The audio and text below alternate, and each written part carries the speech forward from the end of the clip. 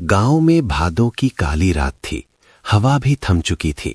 पिपरी गांव के उस हिस्से में जहां बस्ती खत्म होती थी और जंगल शुरू होता था, वहां मंगल की नई खरीदी हुई हवेली खड़ी थी। मंगल को ये सौदा बहुत सस्ता मिला था। गांव वाले कहते थे कि अंधेरा बाग की जमीन खून मांगती है, लेकिन मंगल ने इसे अंधविश्वास समझकर खरीद लिया था। आज उसे यहां सोए हुए चौथा दिन था। मंगल अपने आंगन में नीम के पेड़ के नीचे खटिया बिछाकर लेटा था। उसे नींद नहीं आ रही थी।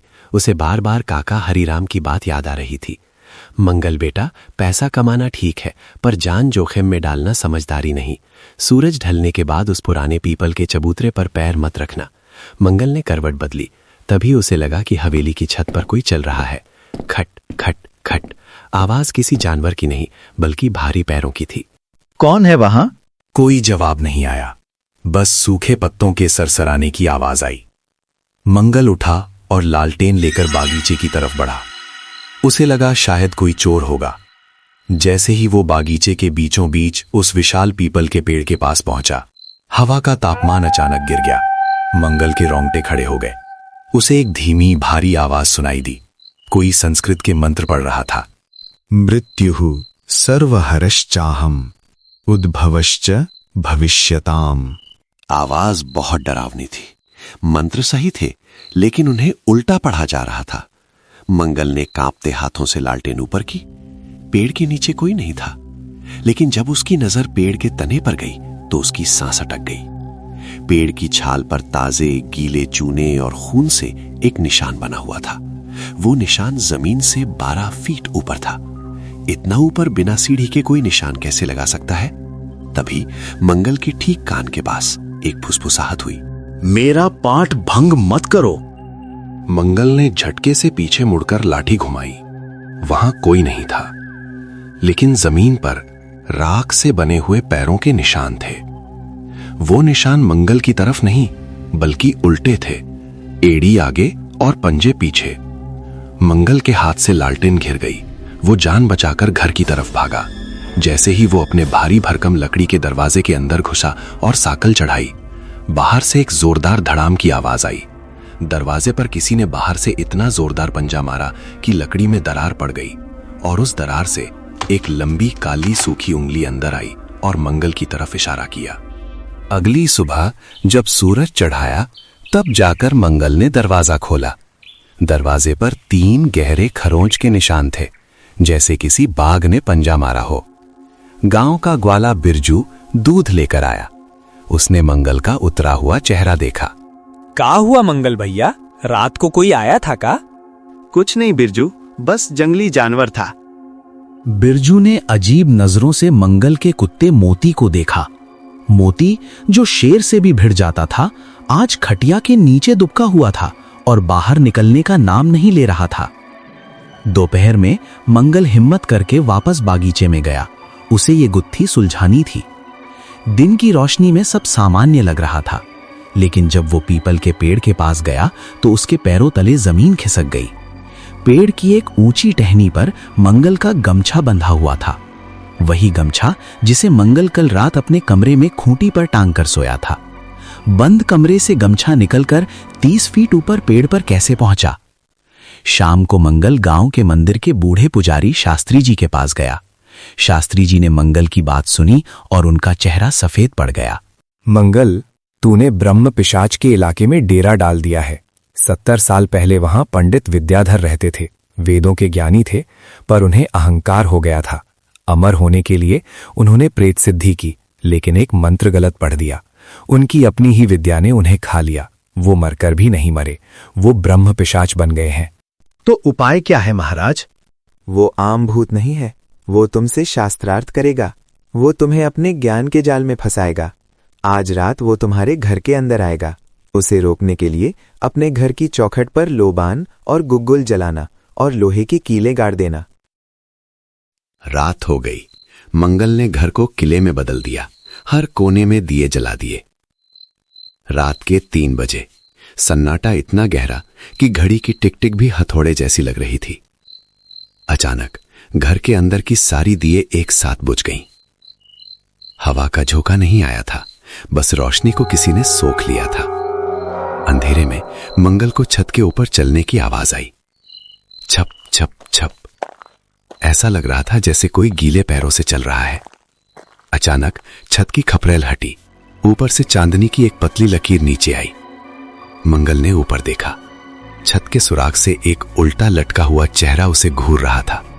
उस चेहरे पर चमड़ी नहीं थी, सिर्फ झुलसा हुआ मांस था, और उसकी आंखें जलते हुए अंगारों जैसी पीली थी। वो चीज बोली, लेकिन आवाज छत से नहीं बल्कि मंगल के सीने के अंदर से आई। अग्नि मुझे नहीं जला सकती मूर्ख, मैं अग्नि से बना हूं। तभी मंगल को महसूस हुआ कि उसके अपने ही हाथ उसके बस में नहीं रहे। उसके हाथ धीरे धीरे उसके ही गले की तरफ बढ़ रहे थे, खुद का गला घोटने के लिए। मंगल अपने ही हाथों से अपना गला घोट रहा था। उसकी आंखों के आगे अंधेरा छा रहा था। उसने पूरी ताकत लगाकर अपने हाथ झटके और घर के पिछले दरवाजे से बाहर गिरते पड़ते भागा। वो सीधा काका हरिराम के घर पहुंचा। गांव वाले जमा हो गए। मंगल की हालत देख सब समझ गए। हरिराम ने कहा, मंगल, अब देर हो चुकी है। आज शाम बिरजू अपनी गाय ढूंढने उधर गया था, वो वापस नहीं आया। बिरजू? मंगल संदेह गया। हाँ, एक आदमी बोला। हमने आवाजें सुनी थी, पर उधर जाने की हिम्मत किसी की नहीं हुई। मंगल को गहरा पछतावा हुआ। उसकी जिद के कारण एक मासूम की जान खतरे में थी। शास्त्री जी वहां आए।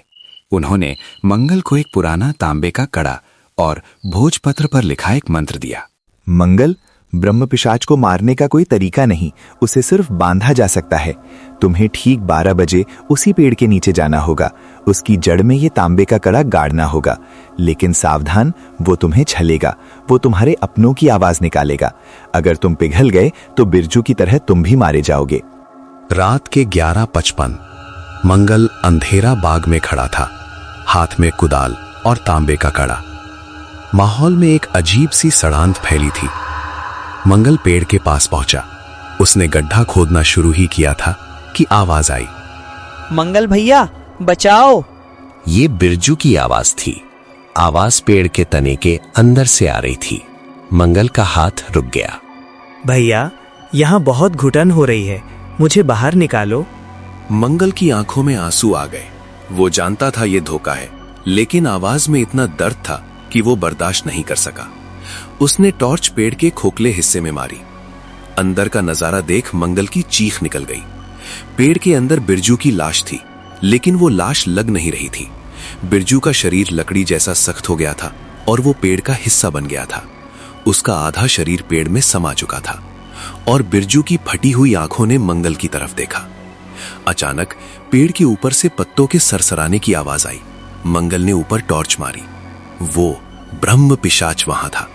वो 8 फीट लंबा था, शरीर पर सिर्फ एक फटी हुई धोती और जनेऊ। उसके बाल जटाओं ड्रेडलॉक्स की तरह जमीन को छू रहे थे। वो पेड़ की डाल से चमगादड़ की तरह उल्टा लटका हुआ था। उसने अपनी गर्दन को एक झटके में सीधा किया, जबकि शरीर उल्टा था, और मंगल को देखकर मुस्कुराया। उसके दांत काले और नुकीले थे। मेरा यज्ञ अभी बाकी है यजमान। मंगल डर के मारे पीछे हटा, लेकिन उसका पैर एक जड़ में फंस गया। ब्रह्म पिशाच हवा में तैरता हुआ धीरे धीरे नीचे आया। उसके पैर जमीन को नहीं छू रहे थे। उसने मंगल की आंखों में देखा। मंगल को लगा जैसे हजारों सुइयां उसके दिमाग में चुभ रही हैं। ब्रह्म पिशाच बोला, क्या तुम जानते हो मृत्यु के बाद क्या होता है? मैं तुम्हें दिखाऊं। मंगल ने अपने कान बंद कर लिए। वो चिल्लाया, ओम नमः शिवाय। ब्रह्म पिशाच जोर से हंसा। उसकी हंसी से आसपास के छोटे पौधे सूखने लगे। उच्चारण अशुद्ध है, स्वर गलत है। ब्रह्म पिशाच ने अपना हाथ बढ़ाया।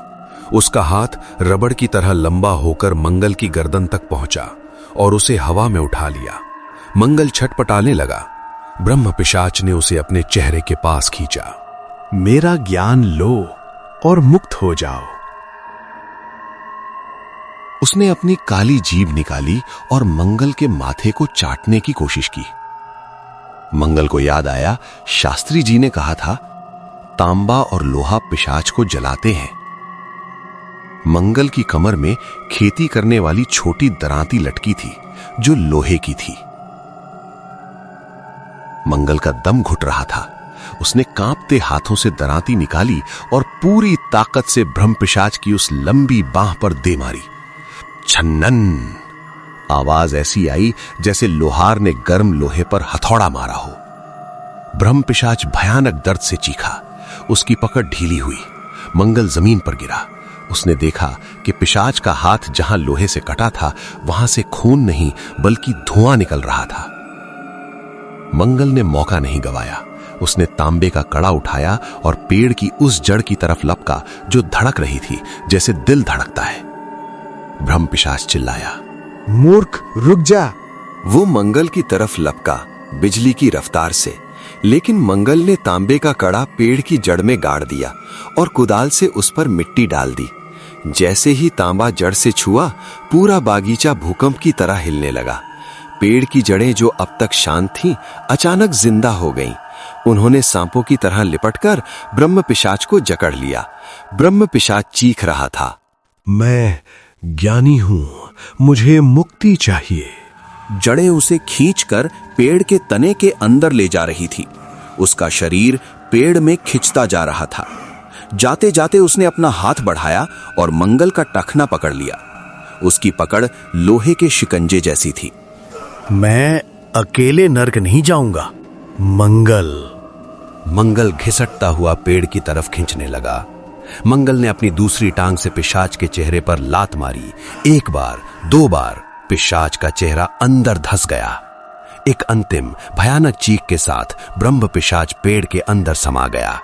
पेड़ की छाल ऐसे जुड़ गई जैसे वहां कभी कोई छेद था ही नहीं। सन्नाटा छा गया।